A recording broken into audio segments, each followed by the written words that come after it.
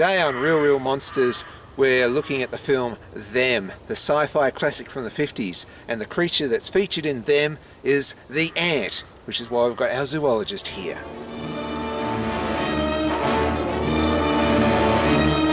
I tell you, gentlemen, science has agreed that unless something is done and done quickly, man, as the dominant species of life on Earth, will be extinct within a year. From Bill's description, the ants in Them sound like the Jack Jumper. It's the most venomous ant in the world. They kill more people per year than sharks and other predators combined. Let's go find some. Later on in the film, they sort of find, they actually kill one of these big ants. They kill it by first shooting its antennae with police hand pistols. Yep. Get the antennae! Get the antennae! So the pistols the police are using, are they crap or what? Well, they're pretty old, so they're probably 38 specials is a typical police weapon. The problem with those is that they're subsonic rounds, so that means that they don't have the penetration power of a modern day firearm, in particular a rifle. So if these ants have an armour that's particularly strong, then you're going to have to hit them multiple times. So a 6-shooter may not do it. Then the cop goes out and gets this sort of Tommy gun and fires away at it. Yeah.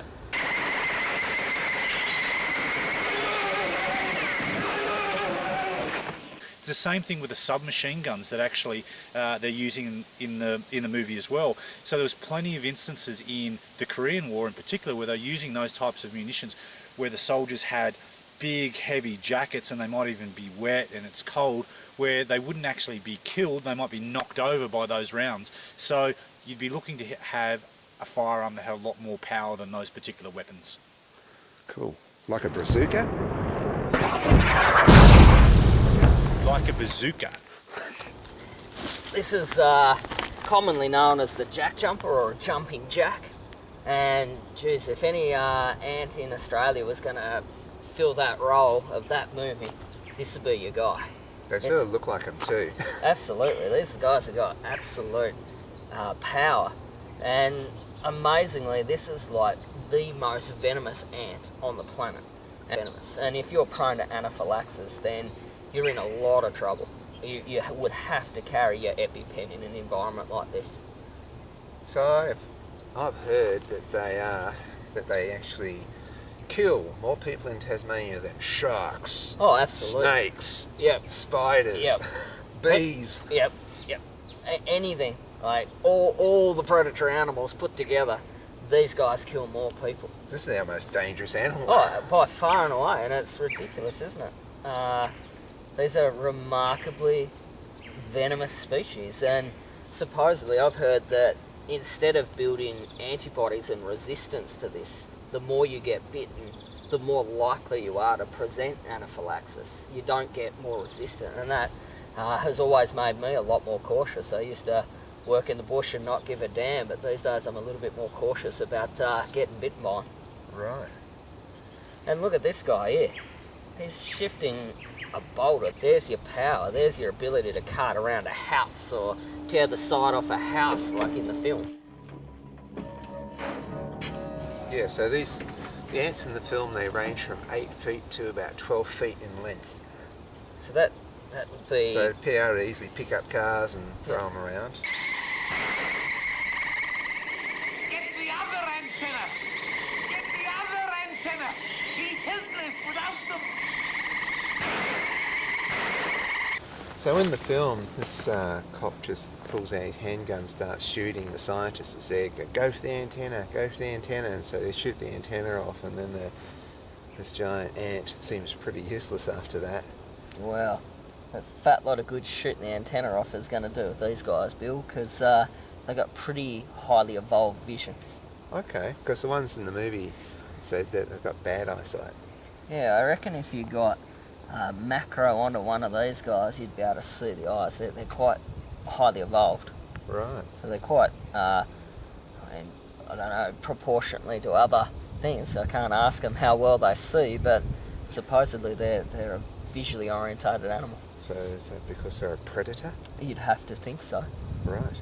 They'd have to be able to target. And being a predator, probably actually have to have reasonable binocular vision too to pick the distance between themselves and prey. Yeah. Whereas something like a deer or a wombat or something like that's got excellent peripheral vision. I suppose if they also jump, they must be looking at a target to land on too. You have to. Did you find anything? No footprints or tire marks. Found this. I picked up just one. There's 6 or 7 more scattered over there. Sugar. Yeah. So we know that ants eat sugar. Yeah. Or certain species can. Yes, but what about these guys? We Is don't it- see these in our houses. Ah, they're carnivores, but Complete carnivores. complete carnivores. There's a carapace of an insect. So Okay. they're carnivores. They're not going to rip the side off a shop to get a bags of sugar. But don't sleep around here, they might eat you. Doubt it. But One might grab you and drag you down there. it might. Yeah. Yeah. So, I mean, so when you say the carnivores, what do they do? Do they hunt, or how do they get their food? Or they just find it? They're predatory.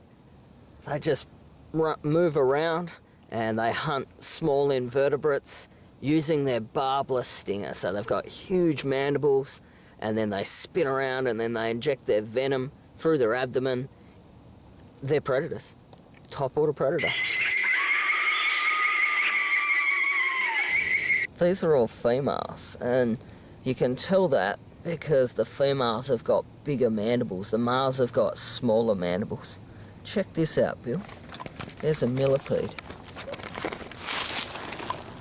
Where's the millipede? It's just gone under this leaf. Oh yes, I can see it. So Yeah. how's he getting away with that? 'Cause Not they- posing a threat? Well, maybe, but also millipedes have quite a foul, sort of exude a foul pheromone. A lot of things are reluctant to eat millipedes. That's their defence. So centipedes are a bitey, predatory insect. Millipedes, no. Okay.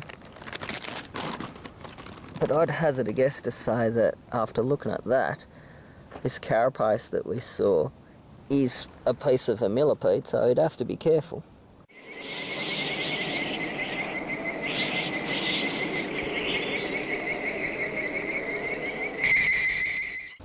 So how would they communicate?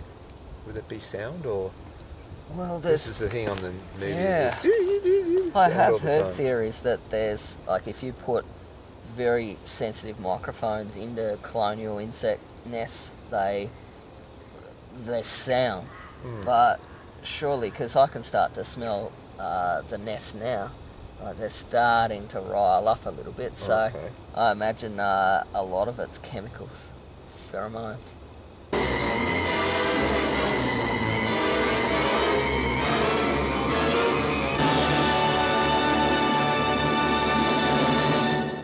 So Warren, how does a flamethrower work?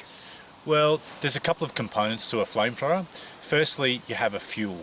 Okay, that's the thing that burns, so that makes sense. But there's also usually a gelling agent. That's the thing that actually makes the fuel more like a jelly. So when it's actually projected out by a third element, a propellant of some description, that it actually sticks. So you then ignite that stuff, hit your target, it then burns. Effective on ants? What this geek man is saying is it flows flaming out like 50 foot and burns the out of these ants. Here is a desperate plunge into the black depths of the earth, where human courage challenges the brute force, the slashing jaws, the poison fangs that guard the subterranean nest, where the beast spawns its terrible progeny. But they live about 12 months. And that's a long time for an insect? I just think for any predatory animal, like it's a long time frame. Being a predator's a tough gig. Animals fight back. I mean, at this size, they'd have a string of predators themselves. I just think if they can average 12 months, that's a pretty amazing existence. So Chris, I notice when I go through the bush that sometimes the nests are different colours, like, there's black rocks or there's white rocks or there's light colour. What's all that about? I believe they're sort of changing the coloration of their mound for the season that we're in. Okay. So we're coming off the back of a real hot summer, very dry summer this year, And so the mound is mainly light or white. It's got a greater albedo, so it's reflecting. Over the course of time, you can see here they're starting to drag more rocks on. You can see here there's a bit of charcoal. The rocks will get proportionately darker, and that probably attracts heat and keeps the nest and the mound warmer. Yeah, when you put your hand down here really, really gently, they tend to ignore you, which is just like the Borg on Star Trek. Star Trek, they turn up, the Borg's all there, they're like a hive. They don't care unless you do some damage. Once you do damage, they all attack.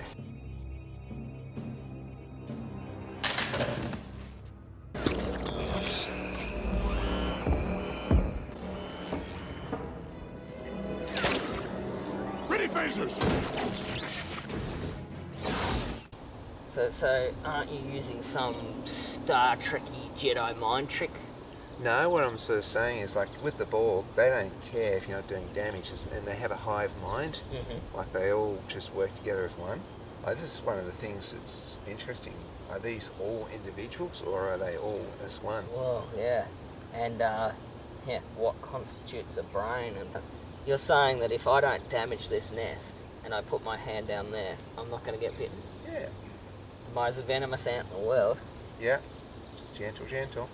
If you don't do any damage. So here's Chris. He's got his hand on the most venomous ants in the world, the most deadly animal in Tasmania, and he's not getting bitten. They don't care. They're just moving around as if they don't care. But if you got your phaser out and shot one, they'd all attack you. Yeah, absolutely. Yeah, they did not give a damn. Sort of, like, these animals are this size, not by accident. They've evolved to be this size. Yeah. Like, you got to start to wonder, and we've got to start to talk about the idea that if they were scaled up, then mechanically they may not be able to support that. There's a reason why there's not. Can they even breathe if they're that big? Exactly. That's the thought. Like in this day and age, there's not as much carbon dioxide in the air as what there used to be, etc. These guys have got spiracles, and they don't have a proper sort of lung system as you and I have. So realistically, the gas transfer can only occur so far. The other thing also is with their wings being that size, if they were 10 foot, would they need more power, more lift to get off the ground? They probably couldn't. Yeah, right. It'd be like trying to get a jumbo off the ground with a set of butterfly wings, surely. Yeah. Like mechanically, they may not be able to function. They can function at this size, but it's amazing to think of them as 8 foot size, but mechanically they couldn't function. Maybe they'd sort of, have to walk slower as if there's a whole heap of people underneath them working their legs. Yeah. Are you saying that those ants were faking that movie? No, they were real. Oh, yeah. No CG back then. No. Yeah. How can you fail with dirty great big ants, guns, flamethrowers, people dying? How can it go wrong? Well, a lot of the bug movies from the 50s, if you edit out like about an hour of them, they'd be pretty Right, cool. Okay, yeah. Some just drag on with characters that are uninteresting, and then you're just waiting for the big bug, and sometimes it's a bit of a non-event. Because it's a paper cutout gun. Yeah, but these deliver. Yeah. Okay, you got good actors, you got good script, you got good storytelling, fast-paced, constant all the way. Then when you reveal the ant, it's like, whoa, Yeah. And it's based on one of the most amazing creatures on the planet. Just Yes. a colonial predator. I mean, it's an amazing thing. I just don't see how you could fail. And one of the things, as far as film history goes, it was one of the ones that really kicked off the bug movement of the 1950s films. Yeah. These are mainly carnivorous. There's one jumping now. So the idea of them just ripping the side of a shop to get at the sacks of sugar is just crazy, because they wouldn't eat sugar. But that being said, it's probably a positive thing, because it means that they're not a pest to humans. This is a species that's not going to crowd a nest in your house.